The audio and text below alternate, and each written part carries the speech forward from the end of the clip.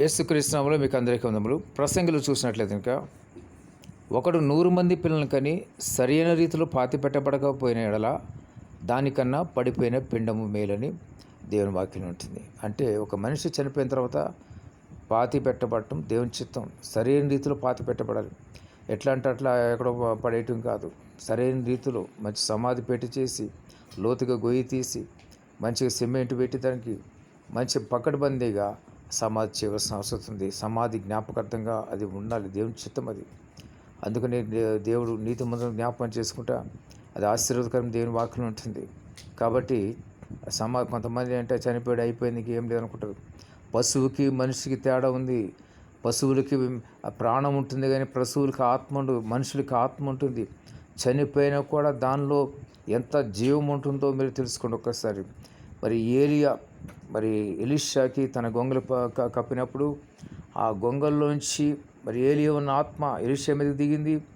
ఆ ఎలీషా చనిపోయినా కూడా మరి ఎంత శక్తివంతమైంది అంటే ఆ ఎలీషాలో శక్తి ఎంత కలిగి ఉన్నాడంటే ఎలీషా బాడీని తీసుకెళ్ళి పాతిపెట్టడానికి గొయ్యి తీసి ఆ పాతిపెట్టే సమయంలో ఎలీషా యొక్క శరీరం అంటే చనిపోయిన బాడీ ఆ వేరొక శవానికి తగిలినప్పుడు ఆ శవం లేచి కూర్చుందని దేవుని వాక్యం చూస్తున్నాం. అంతర్శక్తి అంటే చనిపోయినా కూడా ఆయనలో ఆ ప్రభావం దేవుని యొక్క ప్రభావం మరి అక్కడ నుంచి వెళ్ళిపోలేదు.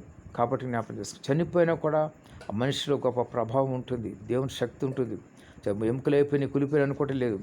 తిరిగి ఆ ఎముకలన్నీ కూడా మళ్ళా రెండవ రాకడ సమయంలో మరి ఒక జీవం కలిగి రెండవ రాకడ సమయంలో మరి మధ్యాకాశంలోకి చనిపోయిన వాళ్ళందరూ కూడా తిరిగి మహిమ శరీరం అయిపోయి పరలోక రాజ్యానికి చేరుకుంటారు. జ్ఞాపకం చేసుకోండి. మొదట చనిపోయిన వారు దేవుని రాజ్యానికి వెళ్తారు. అటు తర్వాత మరి బ్రతుకున్న వాళ్ళు మరి దేవుని రాజ్యం అది మధ్యాకాశంలోకి వెళ్తారు. కాబట్టి జ్ఞాపకం చేసుకోండి. పాతి పెట్టబడటం చాలా ప్రాముఖ్యం. కాల్చడం అంటే క్రిమేషన్ చేయడం దేవుని చిత్తం కాదు.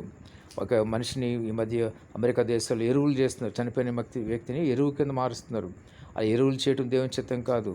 ఏదైనా ల్యాబ్కి టెస్టింగ్ కొరకు ల్యాబ్ రీసెర్చ్ కొరకు అంటే డాక్టర్స్కి నేర్చుకోవడానికి ఒక రీసెర్చ్ కొరకు ఆ డెడ్ బాడీస్ని ఇవ్వడం అది కరెక్ట్ కాదు. దేవుని చిత్తం కాదు. ఎప్పుడు కూడా బైబిల్ ప్రకారం దేవుని చిత్తం ఏంటంటే పాతి పెట్టబడటము. సరైన రీతిలో పాతి పెట్టబడాలి. ఎలా అంటే గొయ్యి తీసి పాతి పెట్టడం కాదు. ఒక సరైన పద్ధతిలో ఒక బాక్స్ తయారు చేసి దానిలో పెట్టి సిమెంట్ వేసి గట్టిగా పకడ్బందీగా సమాధి చేయాలి. దేవుడి మాటలు మీకు అందరూ దీన్ని శాసించగాక. ఆమేన్.